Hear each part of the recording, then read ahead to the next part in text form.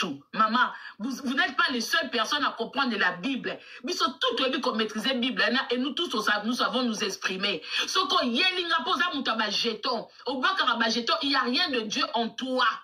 Aux autres, ne l'ont comme quoi nzambete. Boko sabatuna bino boko sakawana. Bisote.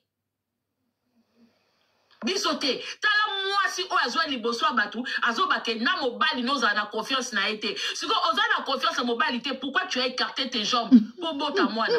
O écarta ki jambe pour anine. So ki yo zaki na confiance en mobilité, mais matrice na zaki na confiance en mobali wana parce que matrice na e yambi sperme mobali wana e botisi yo mwana. Tu n'as pas confiance à un homme, mais tu vas jusqu'au point ya ko fanda na mobali, ya ko bota mwana. Mais quel genre ya ba discours besoin ko tenir batu? Yo na confiance à mobilité. Olala katongo midi pourquoi na mobile. On a confiance à mobilité comment? Comment est-ce qu'on peut se marier si on n'a pas confiance en un homme?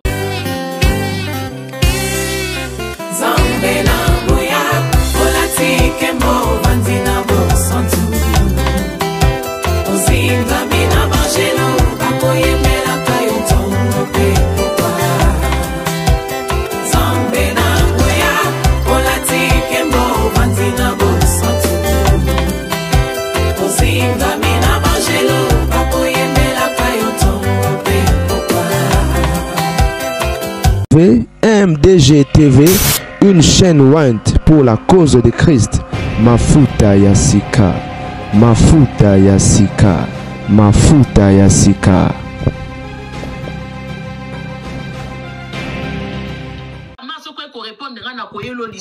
Maman, vous n'êtes pas les seules personnes à comprendre la Bible. Nous sommes toutes les qu'on maîtrise la Bible et nous tous, nous savons nous exprimer. Ce qu'on y a, il n'y a pas jeton. Au bas de jeton, il n'y a rien de Dieu en toi. Aux autres, ne l'ont comme quoi nzambete. Boko sabatuna bino boko sakawana. Bisote. Bisote. Tala moi si o azwa liboso abatu, azo bake na mobali noza na confiance na été. Si ko oza na confiance en mobilité, pourquoi tu as écarté tes jambes pour bota mwana? O écarta ki jambe pour anine. So ki yo zaki na confiance en mobilité, mais matrice na zaki na confiance en mobali wana parce que matrice na e yambi sperme mobali wana e botisi yo mwana.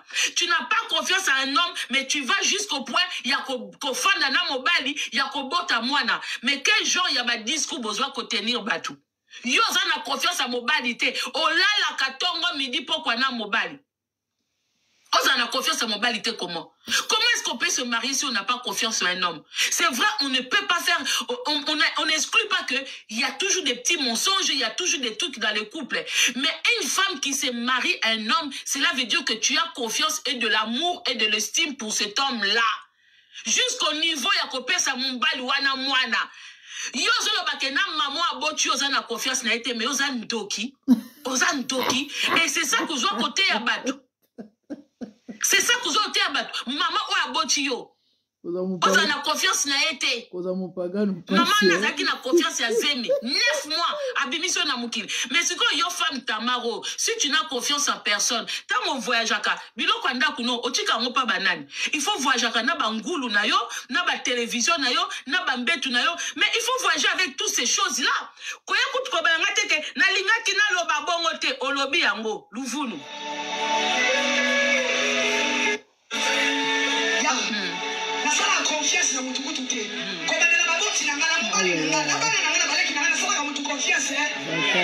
Si quand yo ça ka mutu confiance té. Mais et si quand bomba kabilo kona yo les jours de ta mort, mikanda na yo eza wapi? Bon bloquelenga bateau batiaka parce que même Abraham avant de mourir hein, ayaki koloba makambu. Il s'est peut-être trompé de fils hein, mais il a quand même dévoilé. Même moi si Abraham ayebaki ke secret ya mobile na nga va kufa eza na kati ya maloba na ye eza na kati ya manto na nzete oyo tikala lekisa mwana po azwa parce que quand on habite avec des gens il faut zaka na mutu moko oyo sika yebaka biloko no sikeza femme Tamar zwa ba discours wana keno beta ngo pa mususu na poto pa la biso bato to réfléchissaka ça ne va pas passer biso ndeto za awawa oza na assurance vie il faut mwana yeba sikeza ali. Il faut moi na bana biso ba bi ba compte ya ba carte na biso parce que il peut arriver un problème Bana na biso ba yebi sika ba banki na biso ezalaka. Je suis na BNP, naza na Crédit Agricole, na nini. Bana na biso ba yebi. Na mibalo tozala na bango na ndaku. Ata tozala na ba même quantité. Moi code ya carte na koki oyeba. Ata za muyibi moko abenda ko moi 20 na kuzu, moi 10 na kuzu.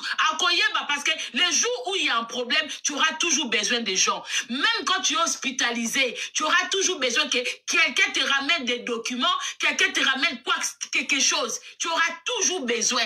On a toujours besoin de faire confiance aux gens. Sans faire confiance au coco vivre été. Ou ils ont maté à Zamatina. Et coco les kate. Coco que tu viens devant les gens. Ou ils ont maté et pola boye. Batuba beto kara. Batuba le kisa. Po bino bo mone la kabatu. Bino bo envuta kabatu. Po ba landara bino kwa bataba be. Sko bisto za bato to za. Contre bino. Netinga. Naza contre bino. Nga muto nyoso to asambe la kamakamu na bino. Kotia banzemo na bino. Louveau nous j'aime pas ça. Na yina na nga esambeli ya ba Congolais. Les Congolais ne prient pas en cachette. Congolais sambela faut qu'on dérange tout le monde. Il faut ba voisin ba kozo sambela. Il faut ba voisin ba ko changer vie. Mais Nzambe moko Jésus lui-même sur terre, il marchait na kobatama. Jésus voulait même pas qu'on sache où il était.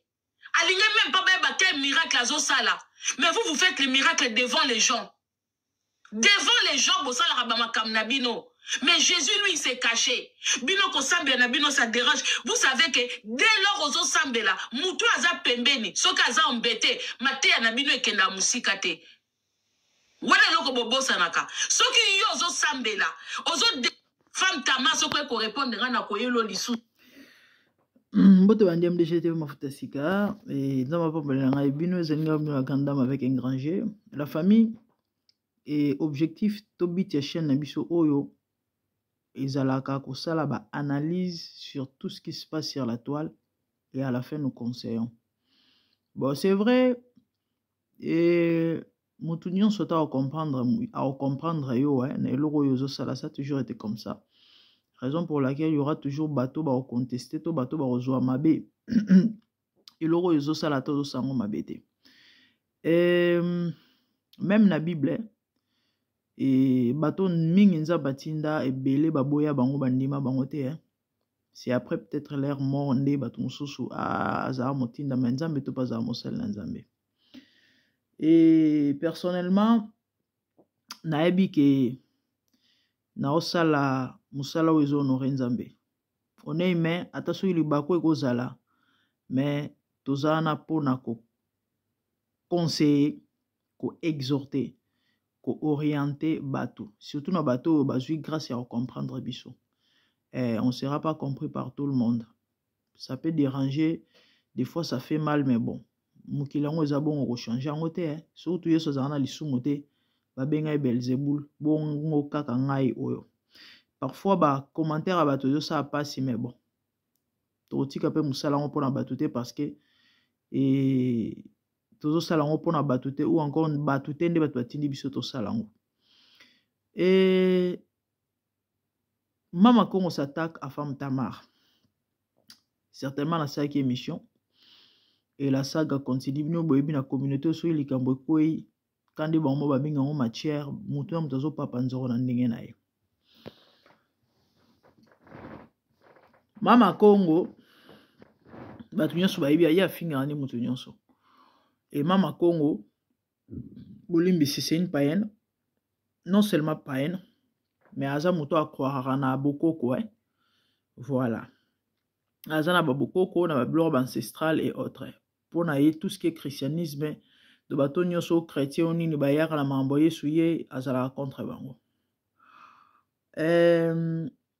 Maloba ya Femme Tamar quand na episode l'autre fois bato bazu yango bazo interpréter na bandenge belé.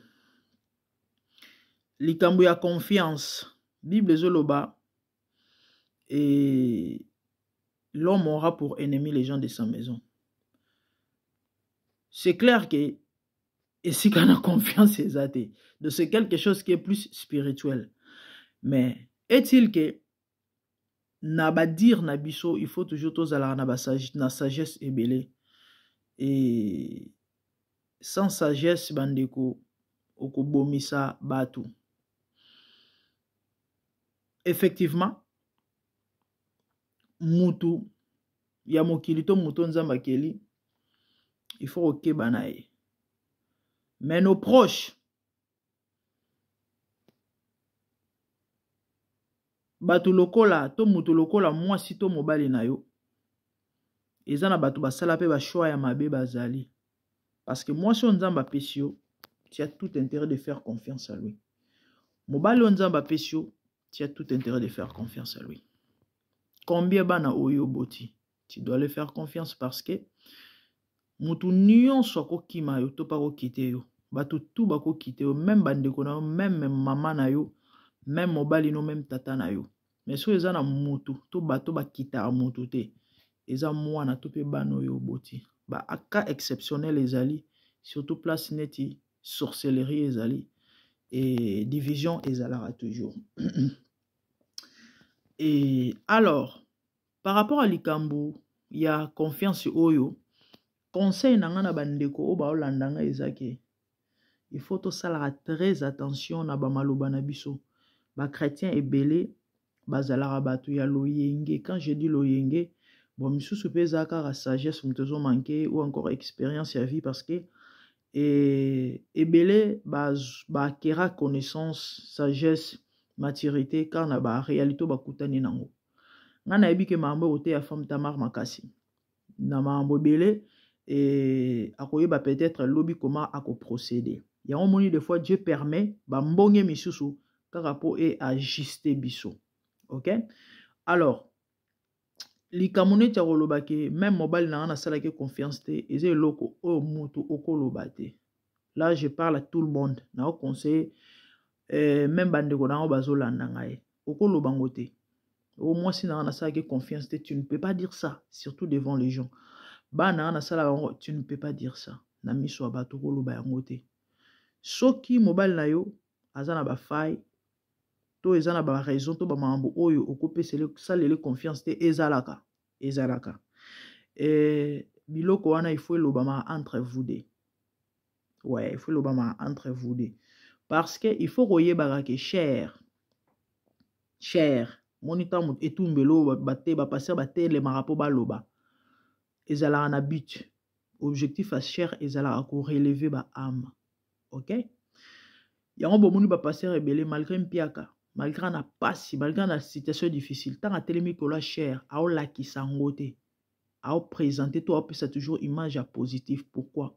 Pour na ko abattre ba âme o déjà te baza abati, mais pour na ko remonter bango, ko relever bango. Vous comprenez? Yana mutu mususu asala ta mususu amabe, mobala vanda yena ndako peut-être ba mamboza kili et tant aye ayoki susu eloko aboy akomi lobela nini. Or, na conception ya libala bibliquement parlant, ce qui est en esika mutu ako trouver bonheur, c'est dans les mariages. C'est vrai généralement même les chrétiens to sala ba choix mabe, mutu wanga na ngote, mutu loba le contraire ça peut-être mutu sala hypocrisie. Mais est-il qu'il y a toujours toujours une attitude moko ko adopter surtout tant aux autres télémana misu ya bato. Lingala wana ekoloba mate. Ya lingalo mutoko lobate ke mobali na nga to mwasi na sala ke confiance te na miso bato. Non, entre vous so bozo soit na oui peut-être non toi yo za muto sa confiance te et puis te lobango te pona non eza peut-être pour tant mususu muto aluka pas changer toi yeba ke modèle a se comporter mwasi to mbala o se pela nango te mobali so par exemple a mobali mobulu to mobali mo ayiba ko bambongo parce que mibala bon bazala ke ou encore vice versa. Il y a aussi des femmes au bazana mambo lengite na ndako libala. Mobile au ban non, tu n'es pas une femme à faire confiance. Ou encore moi ça le ban mobile que c'est entre vous. Na bitka ko luka ko bongisa et non devant les gens. On est à conseil nanga. Eza ba biloko to ko leka ngo bongo te to ko tika ngo bongo te. Il faut to lobela yango. Pona nini? Pona ba obatika li to pe ba obazoyoka. Ba yeba pe ko zwa mayele. To lobita musuye pa hotel maliboso abato ayeba nina koloba nina koloba te e ba mangala mususu to babilo mususu koloba ngote ezate ke pop to banga bato encore to po il faut faire plaisir aux gens non pour éviter les problèmes Tu ne peux pas dire devant les gens que maman n'a pas sala qui confiance te baboti na ça. Non, tu peux pas dire ça. Baba boti na yo ata soki baza bandoki. Bunda na bango na molimo mais na miso bato okoloba bongo te parce que ça va te créer aussi des problèmes. Toi tu crois que si les parents de Tamar sont en vie, maman na eto tata na ye, ba yoki eloko ndingo na ba osepela nango te. Et aux en avantage na ye? Non non, c'est vrai sur le plan spirituel. Et Azamouana Mounsamba Aza chrétien, mais ça va lui créer des combats. Siko, le fait qu'on soit chrétien, il faut qu'il y ait des problèmes. Pas ce problème exact. Non. Siko, tant que tu as tolo ba mabe. Donc, pour n'abattre mon sous, il faut regarder au parole ma futa. Moutoza occultiste. Abomi si batu. Ezo mona na misu. D'autant que lo bakeno no bozo simba basel nanzambe. Net moko komelinga naza Jézabel nazo boma milimo en quoi na opesa conseil selon la Bible na pekisi mutu moko ke l'église ite na pekisi mutu ta sala confiance na pasteur na été mais nazo la ki sabatu ke nous vivons les temps de livrer et les blés des faux existent lui-même Jésus en a parlé na Matthieu 24 et du coup ce qui va signer ezali to mona ke no oyo andoki amosala nzambe te to ya kolobate. Ah je suis désolé hein. Et ce qui est vrai, Moutouma va échapper le tribunal en Zambazate. Yo ozo monanga naza soki Jézabel, tant pis. Et Nzambe muto osambi sa ngana yo na suka. Nde muto koyeba kochana ni na nesika na ye. Ngana yebi que je fais l'œuvre de Dieu. So mabe ezali, na olobaki mabe ezali. So mabe so bolamo ezali to olobaki bolamo ezali. Mais est-il que nyonso objectif ezaka moko to lakisa bato nzela. OK? Il y a des choses qu'on ne dit pas devant les gens. Naza parfaitité, na leki femme ta marte, mais est-il que mutunyo sa zape na ba faiblesse na ye, mutuna mutu ana connaissance o nzamba pesier, mais na mongolu o tozui et pas nankolo, na moi grâce o tozui ya oza na moi sagesse, o batu bayo karape et sunga bango, yango moni to ya rape ka to teya, to conseiller parce que batu bele bazo se retrouver na musalo tozo sala. Tozo raba appel, on prie pour les gens.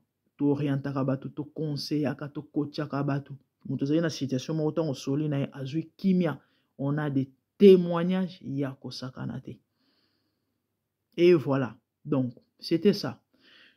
Et par rapport à la réaction à Mama Congo, déjà à savoir faut yeba que Mama Congo azana no muto molili ezana wa robomba mate na ba makambo salaka na ba réaction na et autres tala bat ba finga même ba oui na bemba blanche wa Mama Congo finge bemba blanche po blanche sala nini kapo zaki chrétien za imosa pasteur ngambone yangwana e batu lokola ba Mama Congo oyo boko mama munazo ebisa bino eza na click moko ya ba bato oyo eza Mama Congo Blackos baza ebele bato baza plus branché na TikTok baebi ba bato moko oyo musala na bango rôle na bango ezali ko vilipande basali ya Nzambe ko finga basali ya Nzambe ba mataka même tina ba live moko azalaka na komone Gigi ya matela peno ka pasteur azoteya amatelier aibisa kanga munoko po azokosa bato bokanga mamuna oloba na bino 2025 et silate tous ces gens là ba kuta na Nzambe ba wa robongola mitema ba obongwana e ba opéra ko bongwana te ba otikela ba témoignage et na nzela na bango bato bele ba obanga. Le fait que c'est le nom de Jésus nde bazo insulté. Blakos azobenga ba pasteur de partout, surtout na Kinshasa. Akosa bango ki azoni lota ba nyoka, soki ba nini, e faut ba sambela pona yeba expliquer problème wana ezo wapi. E bino boyebi pe ba serviteur de Dieu soi-disant, ya Nzambe oto na bango lelo. Et mingi ba osela Nzambe pona mabumu na bango. Bazo ko senga tinda ba offrande et autres esko ya zo ko sela bango ba live. Et bazo se mokaka siko que non bon ba chrétien bazami bitala tala. Et au fait baza na connaissance à christianisme était soki o bengi ngai mosala Nzambe ko singa par exemple le Kambo. Si Dieu ne me dit pas que tu as menti na oyebate na moto lokola yo na koyebate mabe karande bazo ko epeka na bato yo bazala bango pe vérité. OK? Oyo baza ko salela kombo ya Yesu ngona bandenge moko boy. Mais le fait kaka ke biloko bango bazo sala eza po ba fingi sa kombo ya Yesu parce que pona bango Yesu Nzamba mindele no ya biso ba okutana na Nzambe na ba mambo ba osala wana. Ya nje au ciel. Nyonso muto asalaka aobuka. Ba mama Congo 2025 esila te. Bokanga mambo na oloba na bino. Bokoma na papier. Ba kutana na Nzambe. Ba o bongola mitema ba obongwana. Ba ope obongwana te. Ba koma sujet ya terreur. Pe ya témoignage pour na bato belé et mi ba osakana suna mambo Nzambe te. Ah oui, parce que partout à chaque fois comme Nzambe fingama to e fingisama bato nyonso basala bongo Nzambe akutana na bango. Donc par rapport ya ba live ba osel ndeko na biso Tamar na ba mambo ezolobama et tozwa ki juste moko ya ba émission pour na ko sala analyse pe ko conseiller bisuko mabe ko zala ko loba na baike il faut yeba ndenge nini ko se présenter devant les gens ndenge nini ko loba nini ko loba te.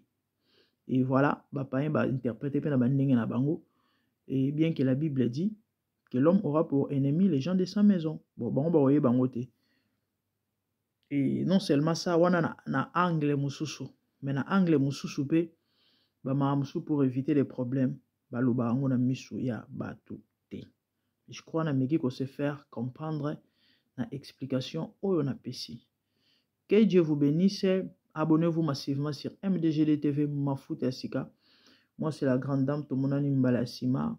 Partagez, commentez, likez et que le Seigneur vous bénisse. Merci, au revoir. Bye.